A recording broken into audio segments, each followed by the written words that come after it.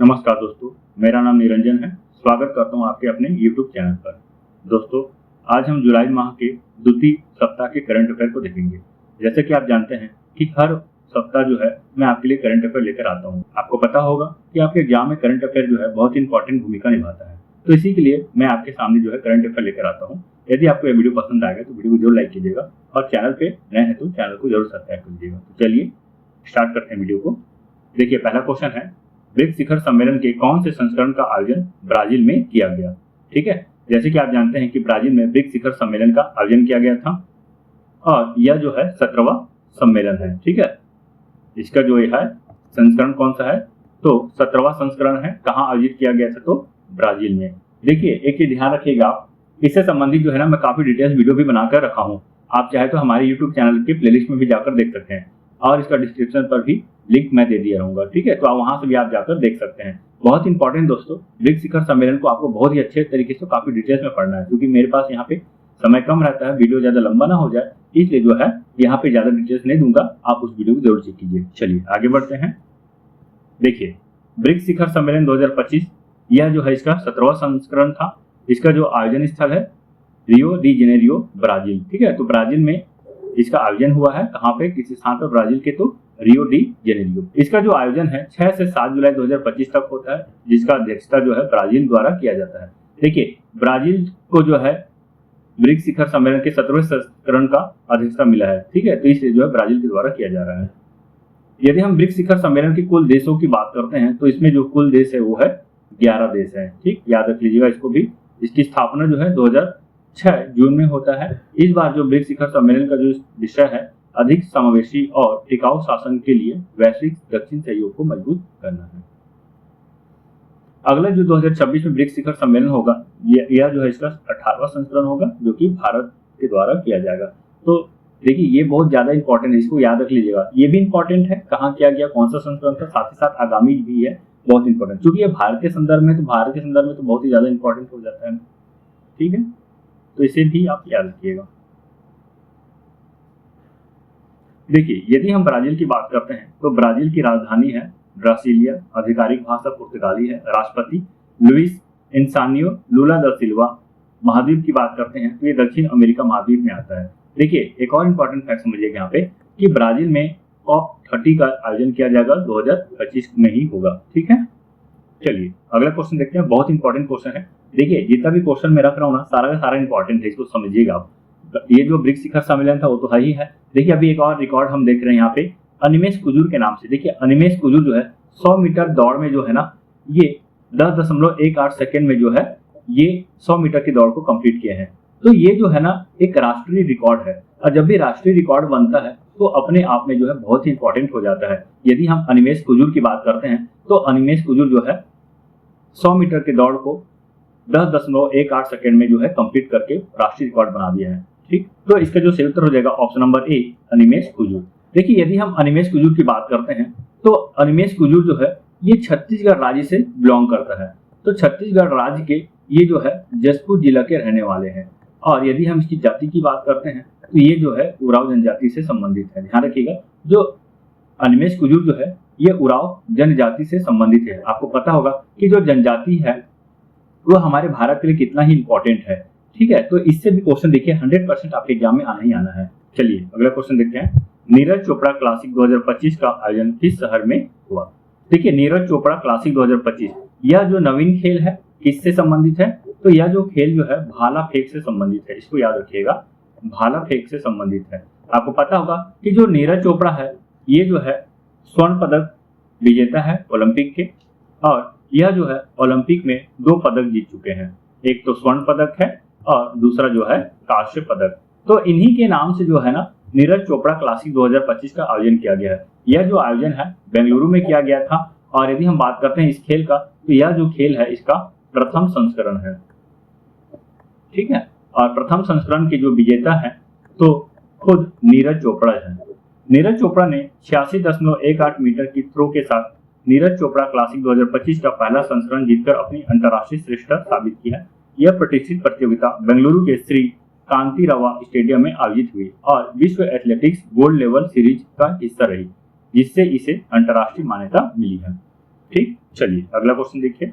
प्रधानमंत्री नरेंद्र मोदी को किस देश ने अपने सर्वोच्च नागरिक पुरस्कार order of the most ancient welwitschia mirabilis से सम्मानित किया है? तो इसका सही उत्तर हो जाएगा ऑप्शन नंबर सी, नामीबिया। देखिए अब तक प्रधानमंत्री नरेंद्र मोदी को जो है कुल 27 जो है नागरिक पुरस्कार प्राप्त हो चुका है। देखिए प्रधानमंत्री नरेंद्र मोदी को नामीबिया की अपनी पहली राष्ट्रीय यात्रा के दौरान नामीबिया के सर्वोच्च नागरिक पुरस्कार order of the most ancient welwitschia mirabilis से सम्मानित किया है। 2 से 9 जुलाई तक 5 देशों की यात्रा पर थे ये, घाना, त्रिनिदाद और टोबैगो, अर्जेंटीना, ब्राजील और नामीबिया। ये जो 5 देश है इस 5 देश की यात्रा पर थे और इन 5 देशों के द्वारा जो है 4 देशों के द्वारा जो है इन्हें नागरिक पुरस्कार से प्रदान किया गया है, जिसमें से त्रिनिदाद और टोबैगो है, ब्राजील है, नामीबिया है और घाना है। ठीक है, तो ये चारों के चारों देश जो है इन्हें पुरस्कार प्रदान किए हैं, केवल अर्जेंटीना जो है इसे नागरिक पुरस्कार नहीं की। खैर वो अलग बात है। तो ये जो 4 देश जो है प्रधानमंत्री नरेंद्र मोदी को जो है सर्वश्रेष्ठ नागरिक पुरस्कार से सम्मानित किया है। तो ये प्रधानमंत्री नरेंद्र मोदी के लिए बहुत ही उपलब्धि वाली बात है। देखिए ये जो है 27 ग्लोबल ऑनर्स है जो कि प्रधानमंत्री नरेंद्र मोदी को मिला है। ठीक है, तो प्रधानमंत्री नरेंद्र मोदी जो है ना 2014 में प्रधानमंत्री बनते हैं और 2014 में प्रधानमंत्री के बाद बनने से ही ना 2015 से ही इन्हें नागरिक सम्मान प्रदान किया जाने लगा। इन्हें जो प्रथम नागरिक सम्मान जो मिला था वो सऊदी अरबिया के द्वारा मिला था, ऑर्डर ऑफ द किंग अब्दुल-अजीज। ठीक है, तो यह पुरस्कार सर्वप्रथम प्रधानमंत्री नरेंद्र मोदी को मिला था। तो अब तक कितने पुरस्कार प्राप्त कर चुके हैं? तो 27 पुरस्कार प्राप्त कर चुके हैं। एशिया के सबसे पुराने फुटबॉल टूर्नामेंट डूरंड कप के कौन से संस्करण का आयोजन वर्ष 2025 में किया जाएगा? देखिए हाल ही में जो है ना इसका ट्रॉफी का अनावरण किया गया है। इस ट्रॉफी का अनावरण जो है राष्ट्रपति द्रौपदी मुर्मू के द्वारा किया गया। ठीक है, इसमें 3 ट्रॉफी है, अलग अलग खेल से संबंधित है। ठीक है, और ये जो खेल है मुख्यतः डूरंड कप है। यह जो खेल है ये फुटबॉल से संबंधित है। ठीक है, और ये फुटबॉल के सबसे प्राचीन खेलों में से एक है। यदि हम एशिया की बात करते हैं तो एशिया का सबसे प्राचीन फुटबॉल खेल है, और वही पूरे विश्व की बात करते हैं तो ये तीसरे नंबर पर आता है। ठीक, तो इसका जो संस्करण है 134वां संस्करण है जो कि 5 राज्यों में होने वाला है। चलिए और जानते हैं इसके बारे से। द्रौपदी मुर्मू ने 4 जुलाई 2025 को डूरंड कप के विजेता को प्रदान की जाने वाली 3 डूरंड ट्रॉफियों डूरंड कप, शिमला ट्रॉफी और प्रेसिडेंट्स कप का अनावरण किया। इसके साथ ही दुनिया की तीसरी सबसे पुरानी और एशिया की सबसे पुरानी क्लब आधारित फुटबॉल प्रतियोगिता डूरंड कप की शुरुआत को चिन्हित किया है। ठीक है, ध्यान रखिएगा। ये जो है इसका 34वां संस्करण है जो कि 23 जुलाई से 23 अगस्त तक चलेगा। ठीक, लगभग 1 माह चलेगा और 5 राज्यों के 6 स्थानों में। कौन कौन सा राज्य है? तो पश्चिम बंगाल, असम, झारखंड, मेघालय और मणिपुर है। और ये पहली बार है कि भारत के 5 राज्यों में जो है डूरंड कप का आयोजन किया जा रहा है। यदि हम पूर्व विजेता की बात करते हैं तो देखिए पूर्व विजेता जो है north east United football club है और उप विजेता जो है मोहन बागान सुपर जायंट है। यदि हम डूरंड कप की बात करते हैं तो डूरंड कप जो है 1888 ईस्वी में जो है प्रारंभ होता है। ठीक है, सर हेनरी मोर्टिमर डूरंड ने शिमला में की थी। किसके द्वारा किया गया था? तो सर हेनरी मोर्टिमर डूरंड के द्वारा। अगला क्वेश्चन देखिए, भारत का पहला निजी सैटेलाइट इंटरनेट सेवा शुरू किया जाएगा। तो इंटरनेट सेवा जो है किसके द्वारा शुरू किया जाएगा? तो ये जो है अनंत टेक के द्वारा शुरू किया जाएगा। ठीक, देखिए हैदराबाद की कंपनी अनंत टेक्नोलॉजी को भारत की पहली निजी सैटेलाइट ब्रॉडबैंड सेवा शुरू करने की मंजूरी मिल गई है। यह प्रोजेक्ट इन स्पेक्स द्वारा स्वीकृत किया गया है और इसके 2028 में शुरू होने की उम्मीद भी है। देखिए यदि हम इंटरनेट से संबंधित बात करेंगे तो भी हाल ही में जो है एलन मस्क का जो है स्टारलिंक, तो ये जो स्टारलिंक है ये एक ऐसा सैटेलाइट है। ये पहली बात ये कंपनी है इंटरनेट सेवा प्रोवाइड कराता है। ये जो है सैटेलाइट डायरेक्ट उपग्रह के माध्यम से जो है ना इंटरनेट जो है कनेक्टिविटी प्रोवाइड करेगा। अब तक जो हम इंटरनेट की बात करते हैं ये अभी तक भारत में जो है सैटेलाइट के द्वारा प्रदान नहीं किया जाता है और अब भविष्य में जो है इसकी मंजूरी मिल गया है ना, गवर्नमेंट के द्वारा इसे जो है मंजूरी प्रदान कर दिया गया है। अब आने वाले समय में स्टारलिंक के द्वारा जो है सीधे हम उपग्रह से जो है इंटरनेट सेवा प्राप्त करेंगे। अच्छा, इंटरनेट से संबंधित एक और जानकारी रख लीजिए कि अभी जापान जो है इंटरनेट स्पीड का टेस्ट किया है, जिसके अनुसार जो है वह पूरे विश्व में सबसे ज्यादा स्पीड देने वाला इंटरनेट सेवा प्रदाता बन गया है। ठीक, यदि हम इस इंटरनेट स्पीड की बात करते हैं तो 8 पेटाबाइट पर सेकेंड जो है इसका डाटा ट्रांसफर रेट है। यानी कि यदि हम पूरे नेटफ्लिक्स की बात करते हैं तो नेटफ्लिक्स का पूरा जो वीडियो है जो है 1 सेकंड में डाउनलोड कर सकता है। तो ये 2 इंपॉर्टेंट और फैक्ट है, इसके बारे से याद रखिएगा। अगला क्वेश्चन देखिए, हाल ही में super United rapid and blitz 2025 का आयोजन कहाँ किया गया, जिसका खिताब डी गुकेश ने जीता है? तो देखिए इसका जो आयोजन जो है ऑप्शन नंबर डी यानी कि क्रोएशिया में कराया गया था। देखिए ये जो डी गुकेश है आप देख सकते हैं, ठीक है, इस मैच में इन्होंने जो है कार्लसन मैग्नस को भी हराया था। देखिए यह जो मैच है ये विश्व शतरंज चैंपियनशिप 4 जुलाई 2025 को आयोजित किया गया था। कहां? तो क्रोएशिया के जाग्रेब में। अगला क्वेश्चन देखिए, प्रधानमंत्री नरेंद्र मोदी द्वारा हाल ही में किस देश में प्रवासी भारतीयों की छठी पीढ़ी के लिए भारत की विदेशी नागरिकता कार्ड लेने की घोषणा की गई है? तो यह जो घोषणा है ट्रिनिदाद और टोबैगो के निवासियों के लिए किया गया है। देखिए ये उन निवासियों के लिए जो भारतीय मूल के हैं, जिसे NRI भी कहा जाता है, तो इन लोगों के लिए जो है छठी पीढ़ी तक के लिए भी जो है नागरिकता देने का बात किया गया है। इसका मतलब यह है कि ये जो है भारत में आके किसी भी प्रकार के रोक टोक के अपने व्यवसाय भी कर सकते हैं, साथ ही साथ रह भी सकते हैं। चलिए और जानते हैं, प्रधानमंत्री नरेंद्र मोदी ने त्रिनिदाद और टोबैगो में भारतीय समुदाय को संबोधित करते हुए घोषणा की कि देश में रह रहे भारतीय समुदाय की छठी पीढ़ी के सदस्य अब overseas citizen of India card के लिए पात्र होंगे। ठीक है, ये कार्ड क्या है? इसका फुल फॉर्म है ओवरसीज सिटीजनशिप ऑफ इंडिया। भारतीय मूल के विदेशी नागरिकों को दिया जाने वाला एक विशेष आव्रजन दर्जा है जो उन्हें अनिश्चित काल तक भारत में रहने और काम करने की अनुमति देता है।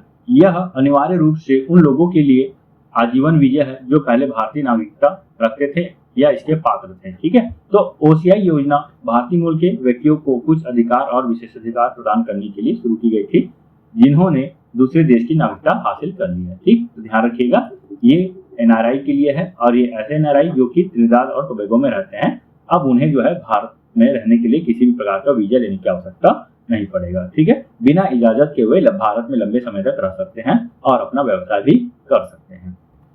अगला क्वेश्चन देखिए, किस राज्य में गांवों को आत्मनिर्भर बनाने के लिए मुख्यमंत्री वृंदावन ग्राम योजना शुरू की है? यदि हम बात करते हैं मुख्यमंत्री वृंदावन ग्राम योजना की, तो देखिए यह जो है मध्य प्रदेश सरकार के द्वारा जो है प्रारंभ किया गया है। इस योजना के तहत जो है ना, इस योजना के तहत जो है ना प्रत्येक जिले से एक ग्राम का चयन किया जाएगा जिसका न्यूनतम जनसंख्या जो है ना 2000 होगी। न्यूनतम जनसंख्या कितनी होगी? तो 2000 होगी और कम से कम 500 जो है गौवंश की संख्या भी होनी चाहिए। ये दो क्राइटेरिया है। तो ऐसा गांव जहां 2000 की जनसंख्या है और 500 गौवंश है, तो ऐसे गांव को जो है प्रोत्साहित किया जाएगा ताकि डेयरी उद्योग में जो है उस गांव को आत्मनिर्भरता प्रदान हो सके। ठीक है, तो ये बहुत ही अच्छा योजना है। अब मान लीजिए जिले में एक गांव जो है एक उदाहरण बनता है, आदर्श उदाहरण बनता है डेयरी उद्योग के क्षेत्र में, तो जायज है कि आसपास वाले गांव और पूरे राज्य के गांव भी जो है उससे प्रभावित होंगे। तो यह योजना जो है गवर्नमेंट की बहुत ही अच्छी योजना है। देखिए इस योजना के अंतर्गत प्रत्येक जिले में एक ऐसे ग्राम का चयन किया जाएगा जिसकी वर्तमान जनसंख्या न्यूनतम 2000 हो एवं गौवंश की न्यूनतम संख्या 500 हो। ऐसे ग्रामों को मुख्यमंत्री वृंदावन ग्राम के रूप में विकसित कर आत्मनिर्भर बनाया जाएगा। ये ग्राम आत्मनिर्भर होकर प्रदेश के अन्य ग्रामों के समक्ष विकास का आदर्श प्रस्तुत करेंगे। इसका उद्देश्य है गौ पालन एवं डेयरी विकास को बढ़ावा देना, ग्राम को दुग्ध उत्पादन में आत्मनिर्भर बनाने के साथ सहकारिता के माध्यम से दुग्ध व्यवसाय का प्रसार करना, जिससे ग्रामीण अर्थव्यवस्था में सुधार हो। चलिए देखिए, अभी तक जितना भी क्वेश्चन बता रहा हूँ दोस्तों, सारा का सारा बहुत ही ज्यादा इंपॉर्टेंट है। कुछ भी ऐसा क्वेश्चन नहीं है जो कि बेवजह है या फिर शायद एग्जाम में ना आए। सारा का सारा अपने आप में एग्जाम में क्वेश्चन आना चाहिए। ठीक है, यदि जैसे इस योजना की बात की, यह योजना मध्य प्रदेश से संबंधित है, तो देखिएगा मध्य प्रदेश के एग्जाम में ही सही यह क्वेश्चन जरूर आएगा। और जरूरी नहीं कि मध्य प्रदेश में है, ये दूसरे राज्यों में भी आता है, या चाहे वो स्टेट एग्जाम हो या सेंट्रल एग्जाम हो। अगला क्वेश्चन देखिए, किस राज्य में गरीबी उन्मूलन के लिए पंडित दीनदयाल उपाध्याय गरीबी मुक्त गांव योजना को शुरू किया गया है? तो इसका जो सही उत्तर हो जाएगा ऑप्शन नंबर ए, राजस्थान। चलिए देखते हैं इसके बारे से।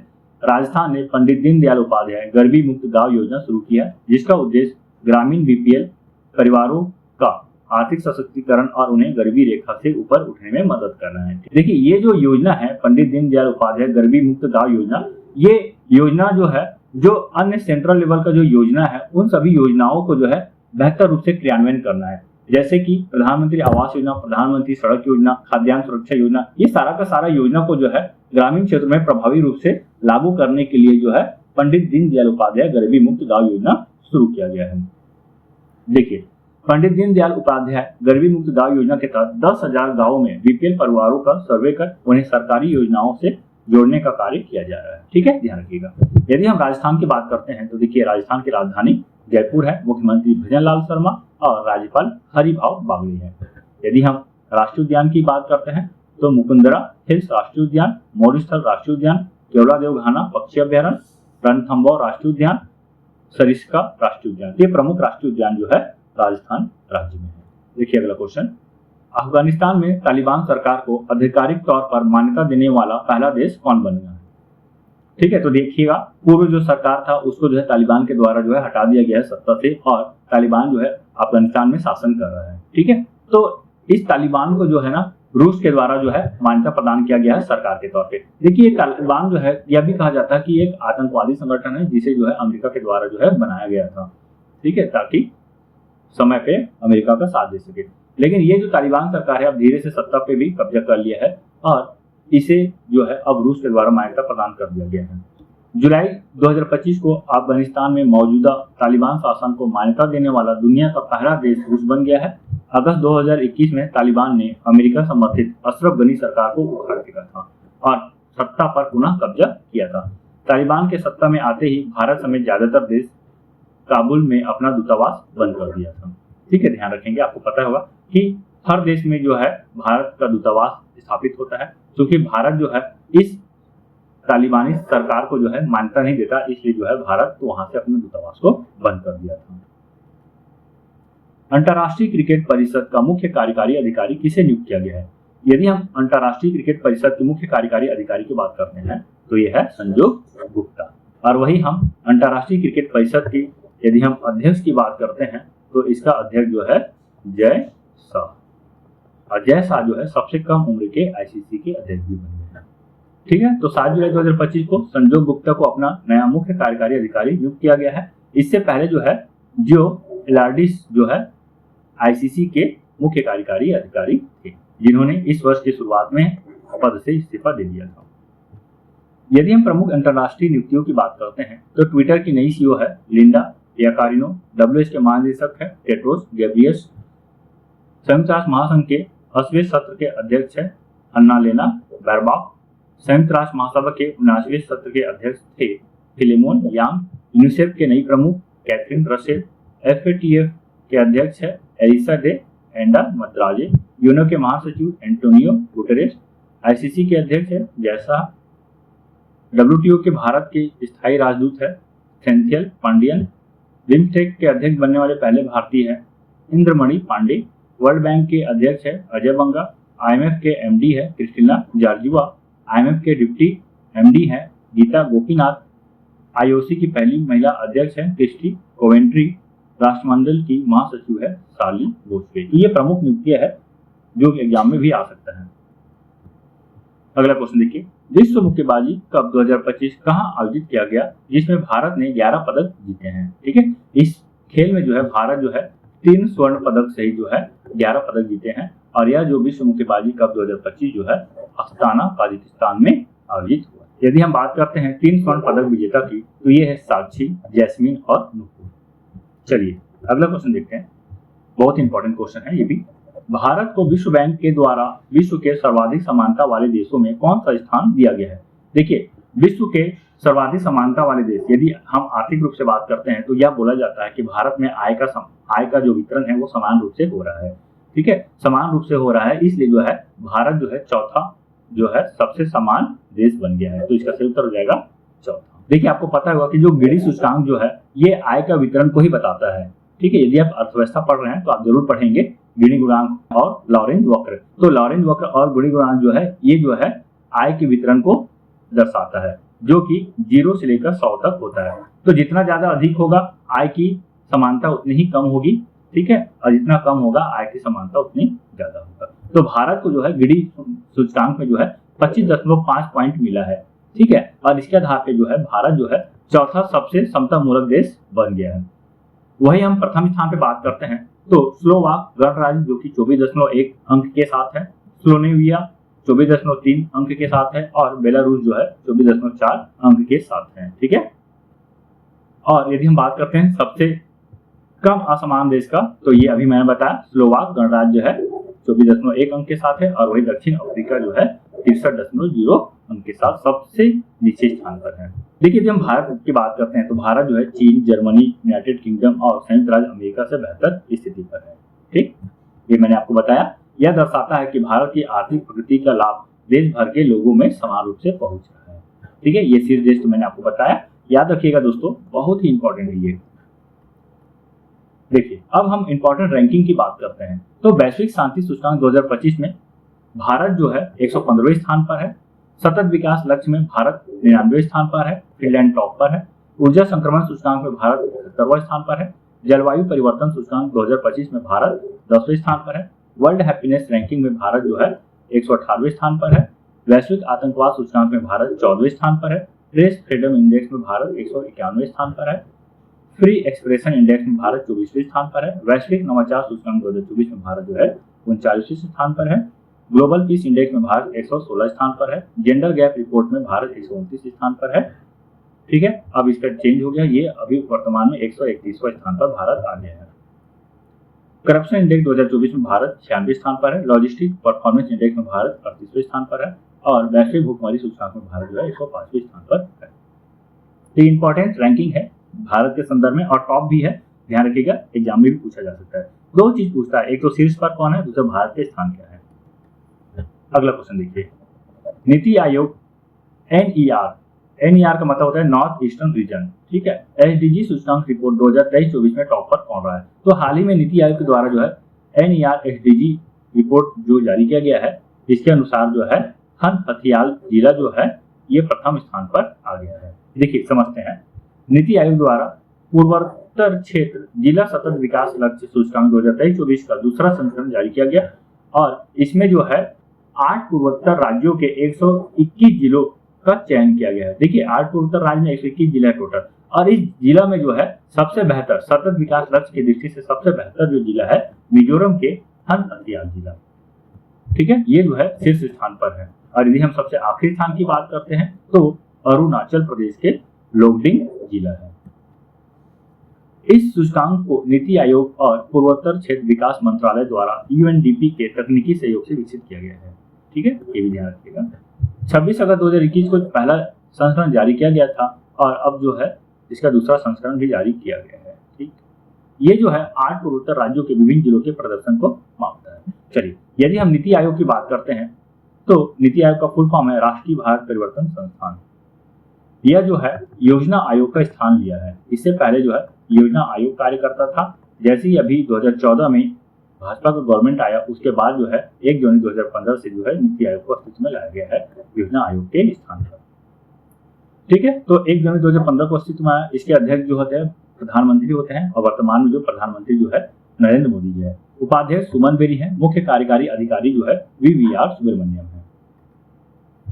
अगला क्वेश्चन देखिए, ये भी इंपॉर्टेंट क्वेश्चन है। दुनिया के सबसे अमीर आदमी एलन मस्क ने एक नई राजनीतिक दल की स्थापना की घोषणा की। इसका नाम क्या है।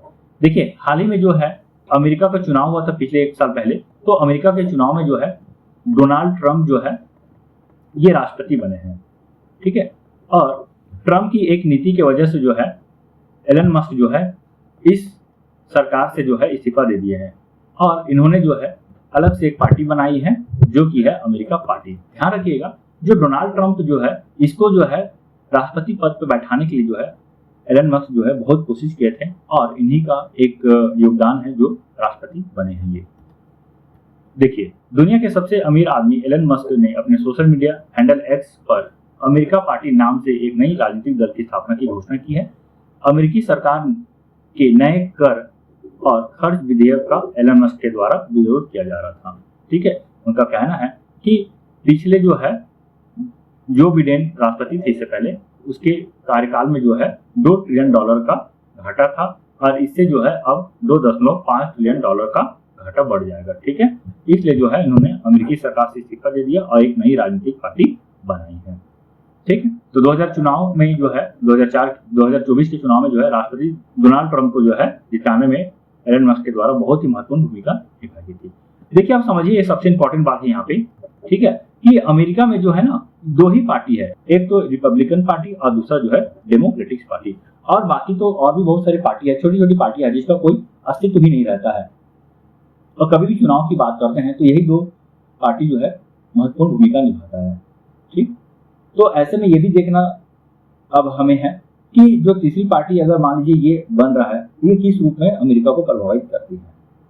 चलिए अगला क्वेश्चन देखिए, भारतीय तटरक्षक बल और जापानी तटरक्षक बल किसके तट पर एक संयुक्त अभ्यास करेंगे। ठीक है, तो किसके तट पर करेंगे, तो भारत के तट पर करेंगे। ठीक है, भारत और जापान के द्वारा जो है जामाता जो नाम से जो है संयुक्त सैन्य अभ्यास किया जा रहा है, ये जो है चेन्नई में। भारतीय तटरक्षक बल और जापानी तटरक्षक बल चेन्नई तट के पास एक संयुक्त अभ्यास करेंगे जिसका कोड नाम जामाता है, जिसका जापानी अर्थ है बाद में मिलते हैं। यदि हम भारतीय तटरक्षक की बात करते हैं तो इसकी स्थापना जो है 1 फरवरी 1977 को होता है KF रुस्तमजी समिति की सिफारिश पर। इसके वर्तमान प्रमुख है परमेश शिवमणि और मंत्रालय जो है केंद्रीय रक्षा मंत्रालय के अधीन यह आता है। अगला क्वेश्चन देखिए, बहुत इंपॉर्टेंट दोस्तों, मैं बार बार बोल रहा हूँ कि जितना भी क्वेश्चन है सारे के सारे इंपॉर्टेंट है, इसको लाइटली मत लीजिएगा, आप एक बार जरूर इसको पढ़ लीजिए और याद करने की भी कोशिश कीजिए। ठीक है, देखिए उज्बेकिस्तान और अन्य किस देश को हाल ही में न्यू डेवलपमेंट बैंक में शामिल किया गया है। तो उज्बेकिस्तान और कोलंबिया को जो है ना न्यू डेवलपमेंट बैंक में शामिल किया गया है और इस तरह से वर्तमान में न्यू डेवलपमेंट बैंक में जो है 11 सदस्य हो गया है। इसकी स्थापना करता ब्रिक्स सदस्य देशों के द्वारा किया गया है, जिसमें प्रमुख रूप से ब्राजील, रूस, इंडिया, चीन और साउथ अफ्रीका है। देखिए कोलंबिया और उज्बेकिस्तान 17वें ब्रिक्स शिखर सम्मेलन से ठीक पहले आधिकारिक तौर पर न्यू डेवलपमेंट बैंक में शामिल हो गए हैं। इस कदम से एनडीबी के सदस्यों की कुल संख्या बढ़कर जो है 11 हो गई है। कौन कौन से 11 देश है, तो सर्वप्रथम जो थे वो ब्रिक्स के स्थापनाकर्ता देश हैं। हालांकि बाद में साउथ अफ्रीका 2011 में ब्रिक्स में शामिल होते हैं और ये जो है 2006 में ही स्थापना कर देते हैं। ठीक है, फिर उसके बाद यदि हम बात करते हैं बांग्लादेश, यूएई, मिस्र और अल्जीरिया को शामिल किया गया था। इस तरह से कुल 9 देश होते हैं और अब वर्तमान में जो है कोलंबिया और उज्बेकिस्तान को जोड़कर कुल 11 सदस्य देश न्यू डेवलपमेंट बैंक के होते हैं। किस दिन संयुक्त राष्ट्र महासभा द्वारा पहला, ठीक है ध्यान रखिएगा, पहला है इसलिए इंपॉर्टेंट है, पहला विश्व ग्रामीण विकास दिवस मनाया गया। तो पहला विश्व ग्रामीण विकास दिवस जो है 6 जुलाई को मनाया गया। यह दिवस 2030 के सतत विकास लक्ष्यों के प्रति प्रतिबद्धता दर्शाने के लिए घोषित किया गया था। इसका उद्देश्य ग्रामीण क्षेत्रों में जीवन की गुणवत्ता में सुधार के महत्व को उजागर करना है। भारत की यूपीआई को स्वीकारने वाला पहला कैरिबियाई देश कौन बना है। तो देखिए पहला कैरिबियाई देश की बात करते हैं तो ये है त्रिनिदाद और टोबैगो।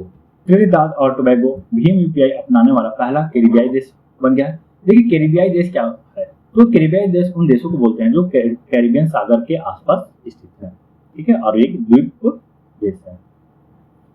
त्रिनिदाद और टोबैगो वैश्विक यूपीआई नेटवर्क में शामिल हो गया है, जिससे डिजिटल भुगतान के लिए भीम ऐप लेन देन संभव हो गया है।